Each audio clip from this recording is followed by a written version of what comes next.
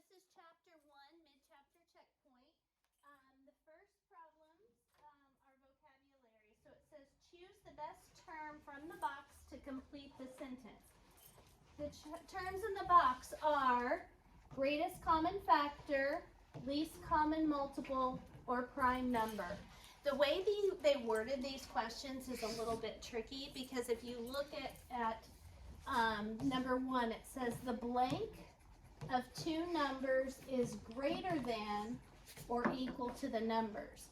Well, when you see that greater than, you might think greatest common factor, right?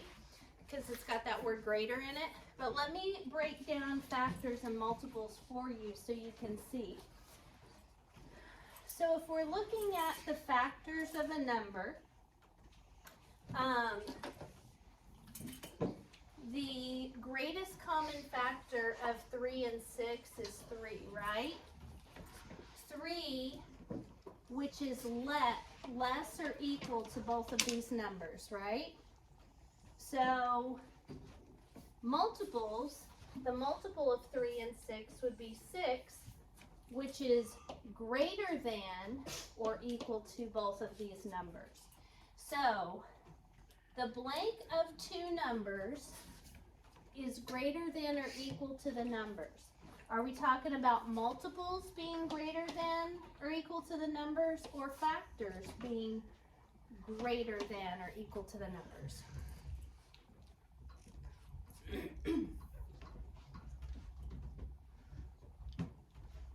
What do you think? Multiples? It's multiples, right? When we're talking about multiples, get bigger and bigger and bigger, correct?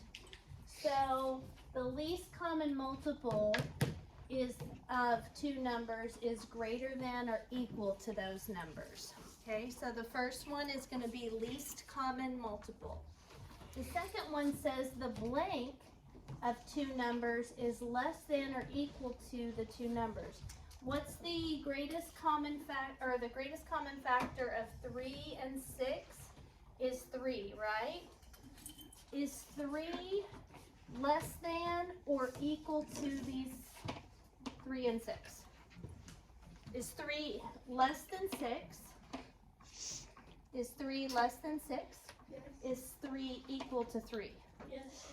So in the case of your greatest common factor, it's going to be less than or equal to the two numbers. This was just a little bit weird how they worded it. Normally they say a definition here, but here they wanted us to apply it.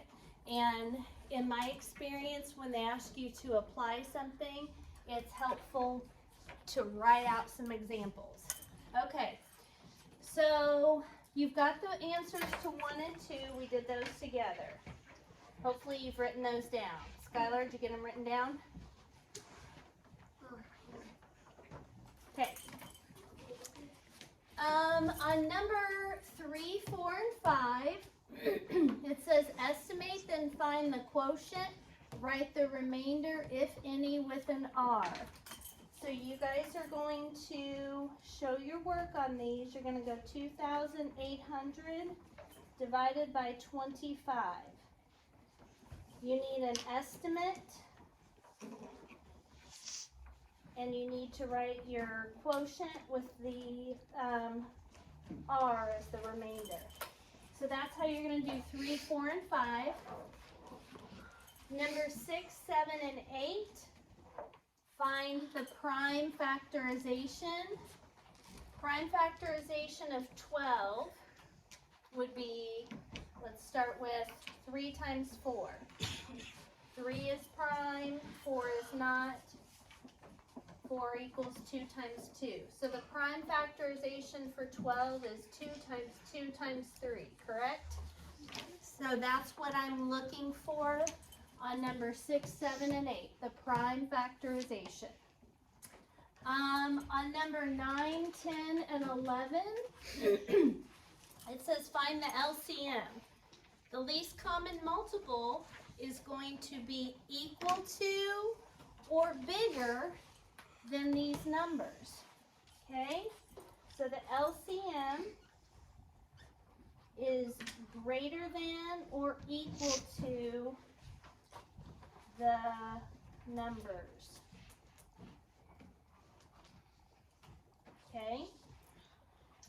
On number 12, 13, and 14, we're doing GCF. The GCF is going to be less than or equal to the numbers. Okay, and you can write this on your paper to remind you. So if I ended up with a greatest common factor of 80, would that work for 16 and 20? No. No, because is 80 less than or equal to 16 and 20? Nope. Okay. If I ended up with an 80 on this one, would it work? No. Is 80 greater than or equal to these numbers? Yeah. Yeah. So 80 might be the answer, but there might be a better one. Okay. All right. Down here on number 15, it says a zookeeper divided 2,440 pounds of food equally among 8 elephants. How many pounds of food did each elephant receive? What operation are you going to do on this problem, Ian? Division. Yes, give yourself a point. This is going to be using long, or you're going to be doing long division. Long division with no remainder. On this problem, if you end up with a remainder, then you made a mistake. There will be no remainder on this problem. Okay, number 16 says DVD cases are sold in packages of 20. Padded mailing envelopes are sold in packets of 12. What is the least number of cases and envelopes you could buy so that there is one case for each envelope and none left over? This is like my hot dogs and hot dog buns example, right? So they have, they want you to find the least common multiple of 12 and 20. Whatever answer you get goes here and here, okay? So you're gonna write your answer out like that. Skylar, I hope you're getting all this written down because your pencil's not moving. Okay, so whatever your answer is here for 12 and 20 is gonna be the same here and here. So blank cases and blank envelopes. That's the format that you write your answer in, with no remainder. Okay, number 17, we're gonna draw a picture that looks similar to this. It says Max bought 2 deli sandwich rolls measuring 18 inches and 30 inches. He wants them to be cut into equal sections that are as long as possible. Greatest common factor, right? Into what lengths should the rolls be cut? So for the answer to that is the GCF. And how many sections will there be in all? After you figure out what the GCF is, you're going to cut those sandwiches into pieces that long. And then that will tell you, then you'll count up how many sections are there. And so you're going to have 2 different answers on this one. One of them is going to be the size of the sections, blank inch sections. And this number is going to be your GCF.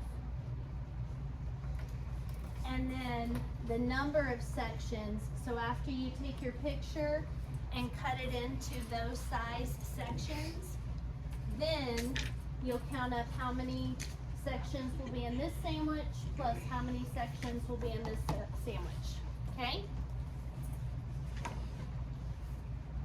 And And I will put all this on the board at the end so you can, if you missed any of it.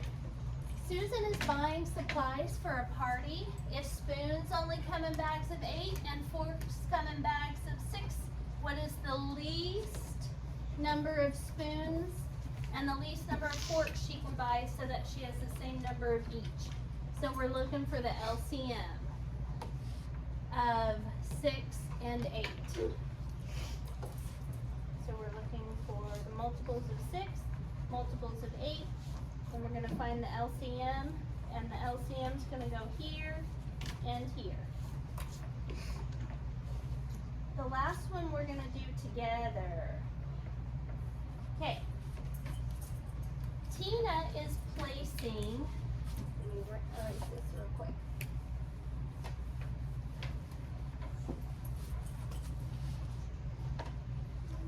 Tina is placing 30 roses and 42 tulips in vases for table decorations at her restaurant.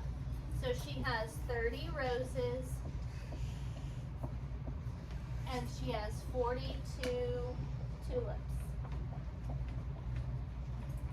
Each vase will have the same number of flowers, and each vase will have only one type of flower. What is the greatest number of flowers she can put in each vase? So first thing we're going to do is the greatest common factor of 30 and 42. So let's look at that. What are the factors of 30? What are the first two factors of 30? Shout them out. 1 times 30. 1 times 30. 2 times 15. 3 times 10. 5 times 6. Okay? Factors of 42. 1 times 42. 2 times 21. 3 times 14. That one's a tricky one. 6 times 7. Okay. So we've got a 30, no 30. A 15, no 15. A 10, no 10. A 6, there's a 6. So what's the GCF? 6. So the biggest number of flowers that she could put in a vase is 6. And then from there, so we found that our GCF is 6. That's going to be our first answer. This is where it gets tricky. If Tina has 24 tables in her restaurant, how many flowers could she put in each vase? So how many flowers does she have altogether? First we've got to add, what's 30 plus 42? 72. So she has 72 flowers divided by 24 tables. So 24 times 1 is 24. 24 times 2 is 48. 24 times 3, 72. Okay, so if she has 24 tables and she wants to split those flowers between all the tables, she's going to use 3 flowers per vase. So here's how you're going to answer that. 6 flowers per vase is the GCF. 3 flowers per vase for 24 tables. Okay?